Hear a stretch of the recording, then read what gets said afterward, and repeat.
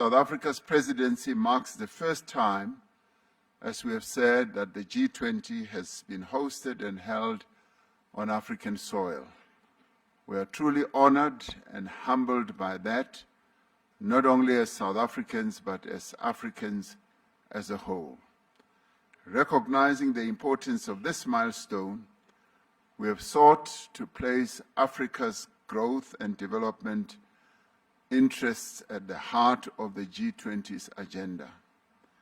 The greatest opportunity for prosperity in the 21st century lies in Africa. Harnessing that opportunity will require a rather strong partnership between Africa and the G20, and indeed between Africa and the rest of the world.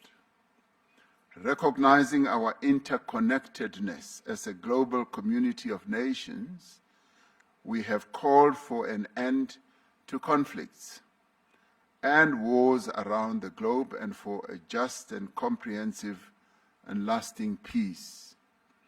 This summit has taken place at a crucial time as calls around the world grow louder for progress on the imperatives of our time, to end poverty in all its forms and ramifications, to reduce inequality within and amongst countries, and to take urgent action to combat climate change. This year, we have recognized the growing debt burden that is faced by many developing economy countries as a major obstacle to achieving the Sustainable Development Goals of the United Nations. The G20 has pledged to extend support to low and middle income countries as they confront debt vulnerabilities. Together, we must create a virtuous cycle of reduced debt, higher public investment, and more rapid and inclusive economic growth. When we become more successful, all of us, then the whole world becomes successful. When we began our presidency, we pledged to mobilize the G20 to strengthen disaster resilience and response. Climate-induced natural disasters spare no country. Disasters know no borders. But their toll is heaviest on those without the means to recover and to rebuild. We therefore called on G20 leaders to urge the global community to scale up post-disaster reconstruction. In this regard, South Africa introduced the high-level voluntary principles for investing in disaster risk reduction and encouraged international collaboration to strengthen investment in preventing and responding to disasters.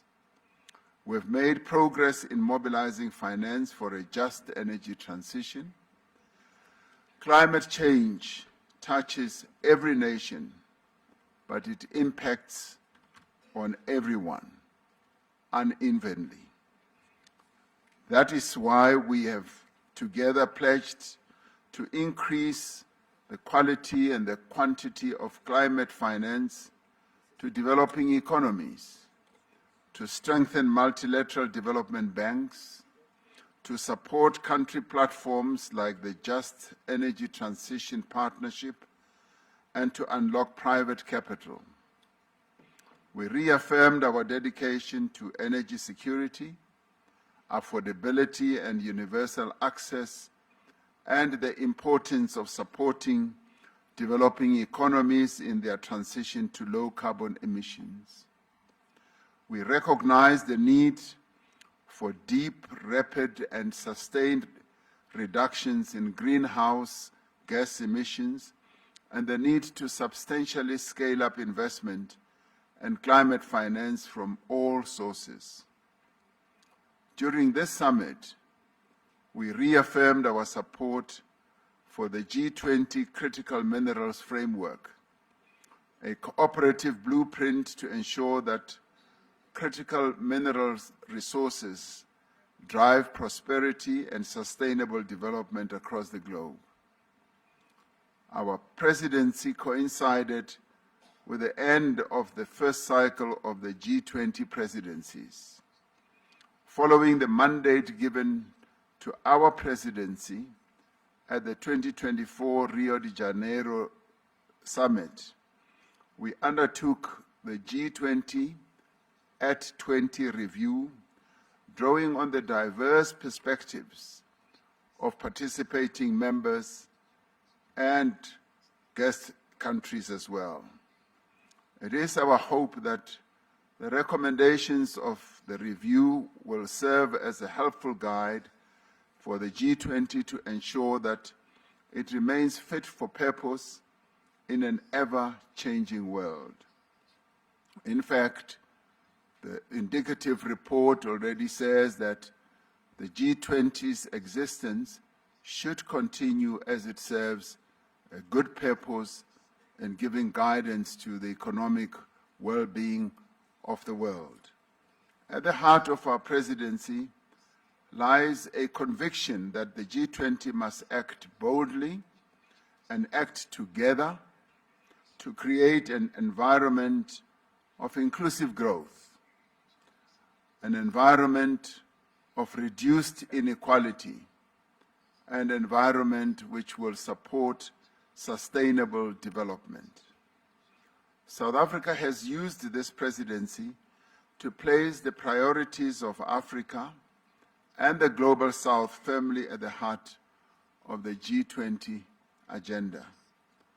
Building on the developmental agenda of previous presidencies in Indonesia, in India, and Brazil, we have prioritized the issues that matter most to developing economies. And in executing our task as the G20 president, we learned a lot from what Indonesia did, what India did, and what Brazil did. So in many ways, what we see having unfolded here was based on the foundations that those three countries of the Global South put in place.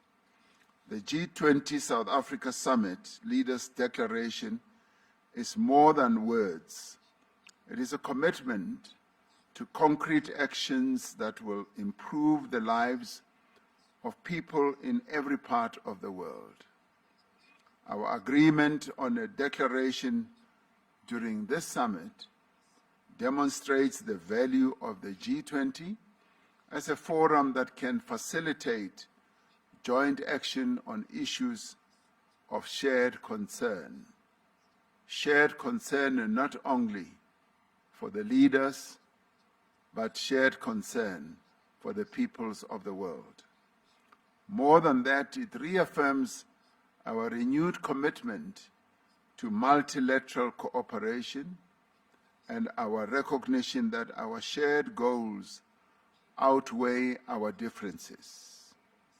Together, we must accelerate progress towards the 2030 Sustainable Development Goals of the United Nations and the Pact for the Future. We have laid the foundation of solidarity. Now we must build the walls of justice and the roof of prosperity. Let us move forward together, demonstrating to the world that we do have the capacity to confront and overcome the world's challenges.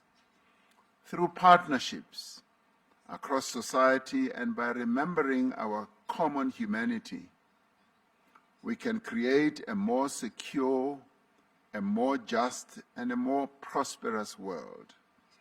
And together, we can ensure that no one is left behind. I now say that this gavel Gavel of this G20 summit formally closes this summit and now moves on to the next president of the G20, which is the United States, where we shall see each other again next year. The summit is therefore closed.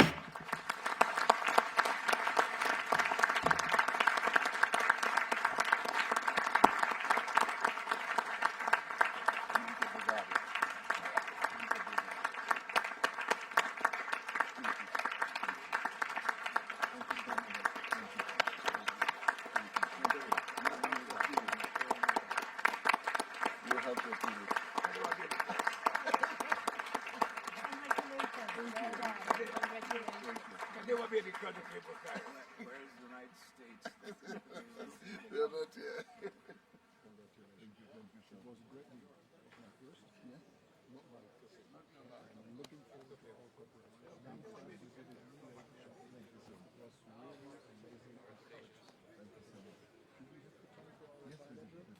My compliments.